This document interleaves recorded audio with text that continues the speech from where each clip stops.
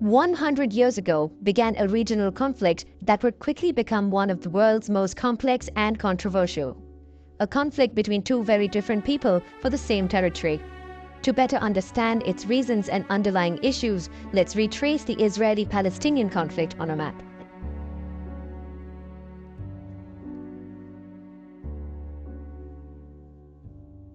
We are in 1917 during World War I. The Central Powers were opposed to the so-called Triple Entente and its allies. Both sides suffer heavy losses and desperately seek additional support. The then British Foreign Affairs Minister Arthur Balfour wrote an open letter promising a Jewish homeland in Palestine in return for support from the growing Zionist movement. Meanwhile, the British tried to weaken the Ottoman Empire by supporting the Arab rebellion and promising them independence in liberated territories. At the end of the war, the Ottoman Empire was defeated and its land carved up by European powers. The British give more independence to Iraq and Transjordan. It is in what remains of Palestine that Britain wants to create a Jewish homeland where the Jewish community was a small minority. But immigration grows rapidly due to the tense situation in Europe, especially in Germany, where the anti-Semitic Nazi Party came into power.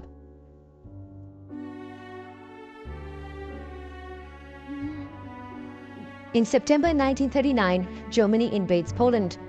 Britain and France respond by declaring war, sparking the beginning of World War II. In 5 years, the conflict claims more than 60 million lives, including almost 6 million Jews targeted by the Holocaust. Following the war, Jewish immigration to Palestine grows, increasing tensions with Arabs. Overwhelmed by the situation, the British begin their withdrawal from the area. The UN takes over and proposes to divide the region into 2 states, with Jerusalem being given a special status of an international zone.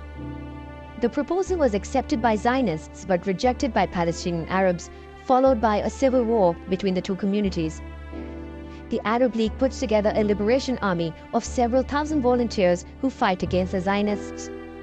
For their part, the Jews organize an army by giving military training to its population and sending agents to Europe to retrieve World War II military stocks and sign arms contracts.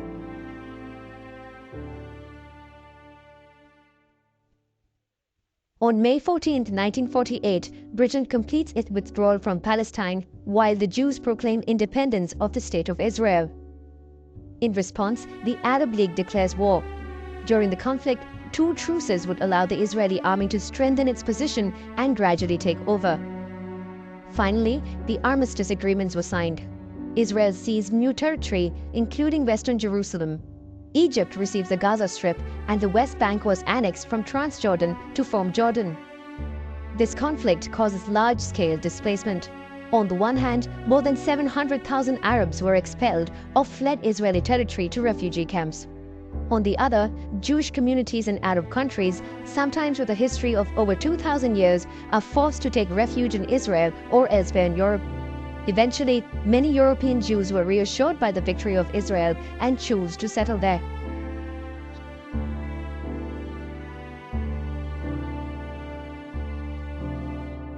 In 1967, following tensions with its neighbors, Israel declares war on Egypt, Jordan, and Syria. In 6 days, Israel dominates the war and triples its territory by seizing the Egyptian Sinai, the Syrian Golan Heights, and the West Bank. Israeli settlers begin to move into Palestinian territories.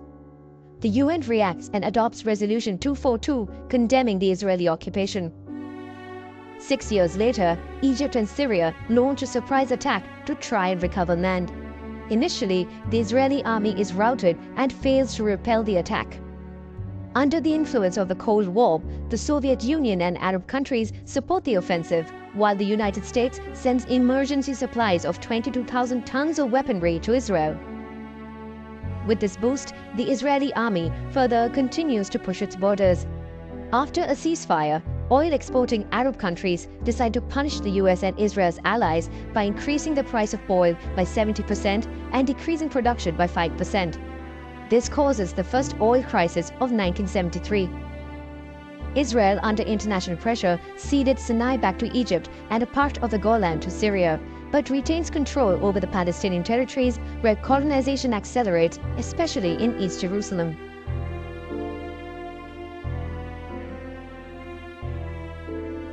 In 1980, Israel proclaimed Jerusalem as its indivisible capital, but this decision was condemned by the UN Security Council.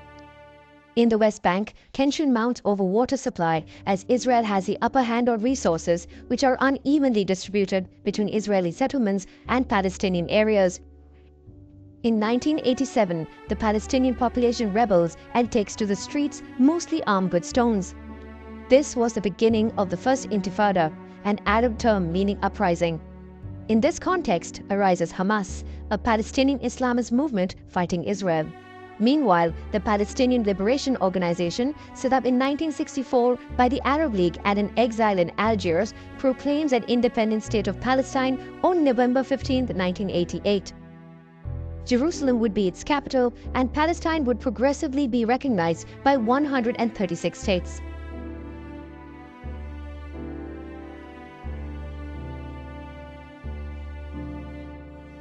After 6 years of conflict, a fragile peace is signed with the Oslo Agreements, which provide for mutual recognition. It also lays the foundation of introducing autonomy in the Gaza Strip and the city of Jericho. In 1995, a West Bank partition plan was signed, providing for Palestine-controlled areas, mixed areas, and the rest under Israeli control. But the two parties are unable to agree on thorny issues such as the status of Jerusalem and the return of Palestinian refugees. Negotiations fail and violence reignites. In Jerusalem, a visit by the head of the Israeli opposition to the holy site of the Temple Mount triggers the Second Intifada, marked by numerous suicide bombings. Israel begins construction of a wall in the West Bank to protect the country, but in doing so encroaches upon Palestinian territories. The wall is declared illegal by the International Court of Justice. To try to calm the situation, the Israeli government in 2005 decided to remove Jewish settlements from the Gaza Strip, but retains control over its borders.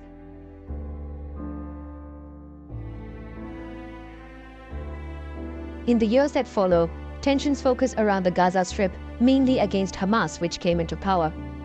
Israel imposes a blockade in the region, while Hamas regularly fires rockets into Israeli territories. Several clashes take place, and violence by both sides builds up until 2014, when Israeli warplanes pound the area and destroy 50,000 houses, 100 schools, dozens of hospitals, and the region's only power plant.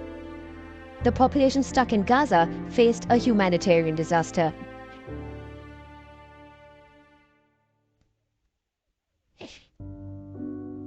Today, the situation remains complicated, and lasting peace is nowhere on the horizon. On one hand, the West Bank is divided up between Palestinian towns and villages and more than 150 Israeli colonies. So striking a deal to carve out a Palestinian homeland seems more complicated than ever. Then there is the status of Jerusalem, which both sides view as their capital. In 2018, the United States announced it would move their embassy to Jerusalem, recognizing the city as the capital of Israel.